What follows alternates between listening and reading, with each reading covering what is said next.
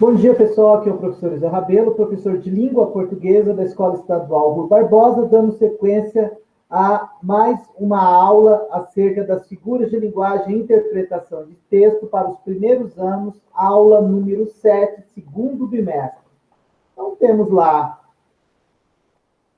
um texto que nos diz aí, magia das árvores. Eu já lhe disse que as árvores fazem frutos do nada, e isso é a mais pura magia. Pense agora como as árvores são grandes e fortes, velhas e generosas, e só pedem em troca um pouquinho de luz, água, ar e terra. É tanto por tão pouco, quase toda a magia da árvore vem da raiz. Sob a terra, todas as árvores se unem. É como se estivessem de mãos dadas.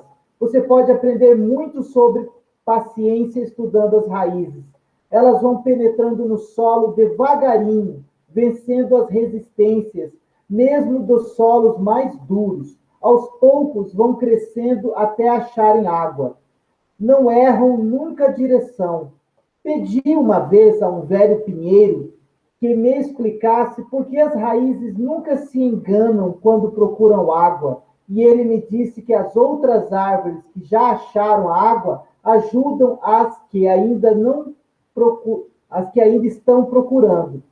E se a árvore estiver plantada sozinha num prado, as árvores se comunicam entre si, não importa a distância. Na verdade, nenhuma árvore está sozinha. Ninguém está sozinho, jamais. Lembre-se disso. MAC, Magia das Árvores, São Paulo, editora FTD, 1992. E aí vem o enunciado da questão 1. No trecho, entre aspas, ninguém está sozinho, jamais. Lembre-se disso. Linhas 24 e 25. As frases curtas produzem o efeito de enunciados de alternativas de A a D, A, continuidade, B, dúvida, C, ênfase, D, hesitação. Então, vejamos o trecho aí. Ninguém está sozinho. Ponto. Jamais. Ponto. Lembre-se disso. ênfase, né? Obviamente, ênfase. E, obviamente, essa ênfase no jamais, esse ninguém não significa, inclui-se os seres humanos, né? Nós, enquanto seres humanos, também não estamos sozinhos. Nós também dependemos da natureza. Logo, não desmatem. Temos aí a segunda questão com o texto A Dor de Crescer, de Helena Mirtz, Estado de Minas Gerais, 16 de junho de 1996. Período de passagem, tempo de agitação e turbulências. Um fenômeno psicológico e social que terá diferentes particularidades de acordo com o ambiente social e cultural.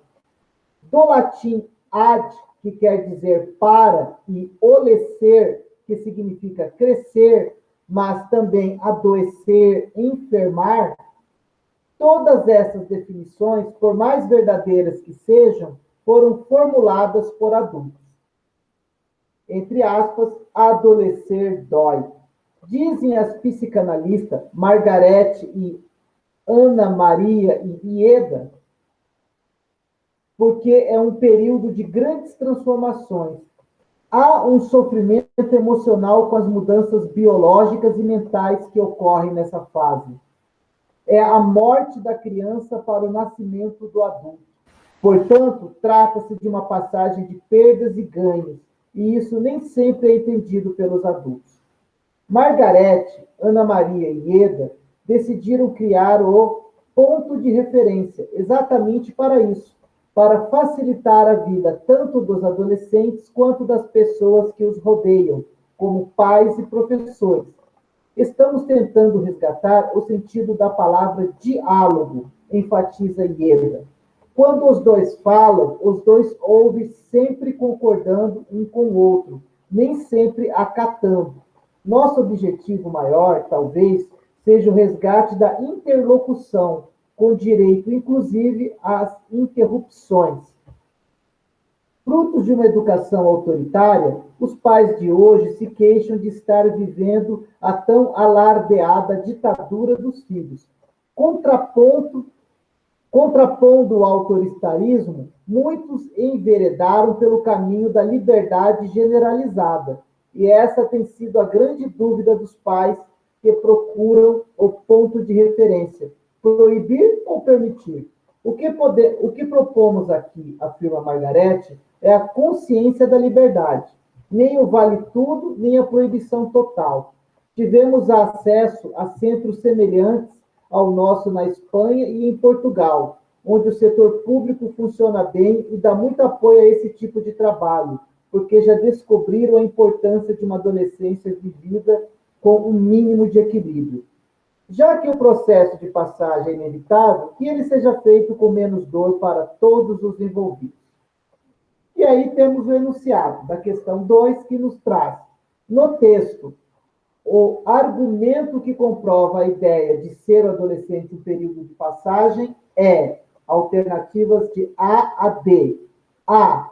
Adolescentes sofrem por mudanças biológicas e mentais. B. Filhos devem ter consciência do significado de liberdade. C. Pais reclamam da ditadura de seus filhos. D. Psicólogos tentam recuperar o valor do diálogo. Bom, aqui ele quer, questão 2, o argumento que comprova a ideia de ser adolescente um período de passagem. Alternativa A, né? Adolescentes sofrem mudanças biológicas e mentais. Não é alternativa B, ainda que ela também esteja correta, mas não é o que o enunciado pede. Ele está falando aqui, ó, argumento que comprova a ideia de ser um período de passagem, adolescência. Não é o B. Pais reclamam da ditadura, também não é. Psicólogos tentam recuperar o valor do diálogo, também não. Período de passagem aí é devido às mudanças biológicas e mentais. É isso aí, pessoal. Até uma próxima oportunidade.